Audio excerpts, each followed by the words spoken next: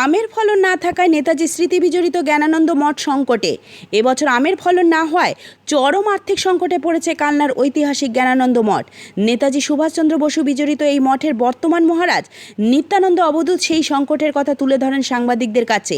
তিনি বলেন, মঠের আমবাগান লিজ দিয়ে প্রতি বছর 50 থেকে 60,000 টাকা আয় হতো। সেই টাকা দিয়ে সারা বছর মঠ পরিচালনায় ব্যয় করা হতো। কিন্তু এবছর আম গাছে মুকুল না আসায় আমবাগান লিজ দেওয়া যায়নি। আমের যে ফলন হয়নি তা আমের বাজার দেখে বোঝা যায়।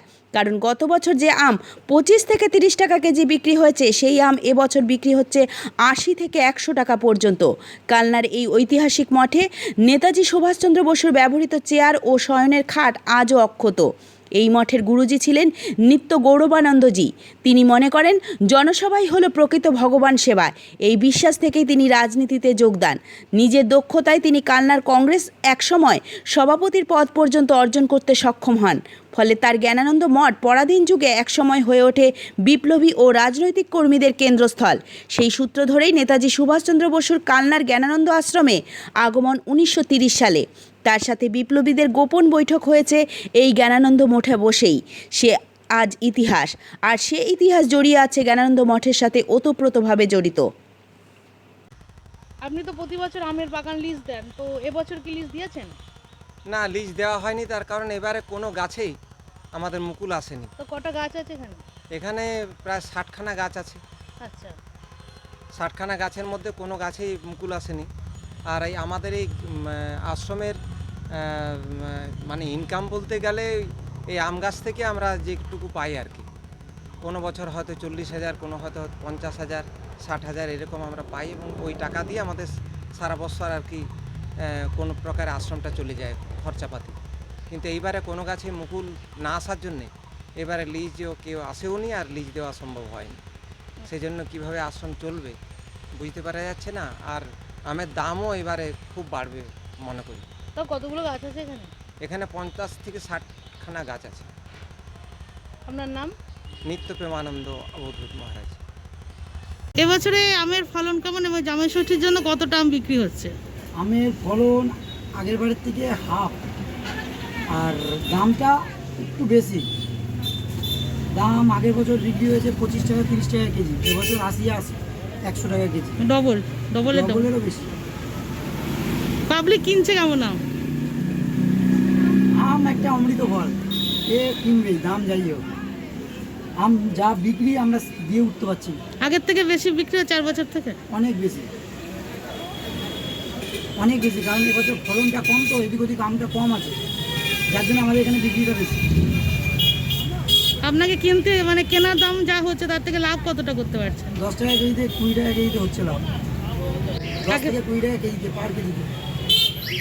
মানে আগের থেকে বেশি না কম হচ্ছে 4 বছরের থেকে? আগের থেকে বেশি। যখনই ফলন বেশি হবে, দাম কম, তখন গাদার কাটবে, কোনো লাভ নেই। আর এখন যেহেতু আমদানি কম, ডিমান্ড বেশি, যার জন্য এখন লাভটা বেশি হচ্ছে। আপনার নাম? যাদব সাহা। সামনে তো জামাই ষষ্ঠী, সেক্ষেত্রে আমের বাজারের কি অবস্থা এখন? এখন সামনে তো জামাই ষষ্ঠী, এখন সাধারণ বা মধ্যবিত্ত বা মধ্যবিত্ত মানুষের তো মাথায় হাত। কারণ জামাই ষষ্ঠী আসলে আর কিছু না হোক কিছু ফলমূল তো কিনতেই হয়। সেই ক্ষেত্রে আমরা প্রথমেই যে ফলের কথা চিন্তা ভাবনা করি জামাই ষষ্ঠীর সময় আম, কাঁঠাল, লিচু এইগুলি। কিন্তু এবছরে আমের যা দাম, এখনই যাচ্ছে 70 টাকা, 80 টাকা, 100 টাকা আমের কেজি। জামাই ষষ্ঠীর সময় ওটা হয়তো 150 টাকা, 200 টাকাও ছাড়াতে পারে। তা সেই কথা চিন্তা করে এখনই তো আমরা, আমাদের মতন সাধারণ মানুষ অন্তত শঙ্কিত হয়ে উঠেছে যে জামাই ষষ্ঠীটা কীভাবে চালানো যাবে।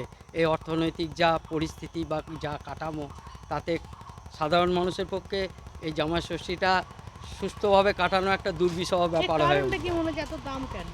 এর কারণ হচ্ছে যে দেখুন, প্রতি বছরই কম বেশি আম হয়। এবছরে জানি না কোনো প্রাকৃতিক দুর্যোগ সেভাবে হয়নি, কিন্তু আম কিন্তু কোনো গাছেই প্রায় নেই। এই দেখুন, এত বড় আশ্রম রয়েছে জ্ঞানানন্দ মঠ, এখানে কমপক্ষে 60 থেকে 70টা গাছ আছে, কিন্তু কোনো গাছেই আমের মুকুল নেই। যার জন্যে এবছর মানে আশ্রমের যে সাধারণ আয়টুকু, সেই আয়টুকুও বন্ধ হয়ে গেছে। কারণ এই আয়ের ওপরে নির্ভর করেই তো অন্তত আশ্রমের ম্যাক্সিমাম বছরের খরচটা চলে, কিন্তু এবছর তো সেটা হলোই না। এখন অনেকটাই সংকটের মধ্যেই চলবে বলে মনে হচ্ছে। আপনার নাম? আমার নাম বিশ্বজিৎ দাস। কালনা থেকে রীতা ভট্টাচার্যের রিপোর্ট, সুন্দর বাংলা নিউজ।